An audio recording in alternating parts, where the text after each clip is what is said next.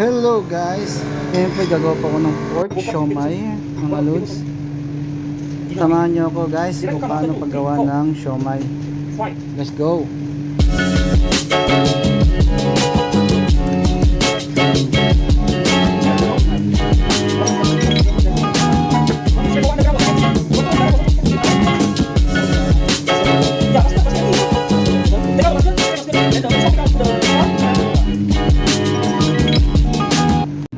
Ganito yung paggawa ng siomai.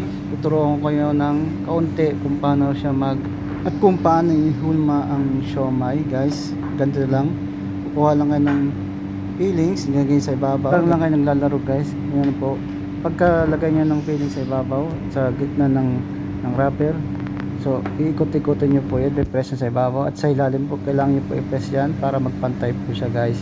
Ganyan po ang paggawa ng siomai. So nga pala guys, ito po ay pork siomai po ang ginagawa namin para po sa aming mayroon po kaming function sa next week, so kaya po kami gumagawa na advance. Ganyan lang po guys, bilog-bilogan nyo ng konti para po siya maghulmang bilog.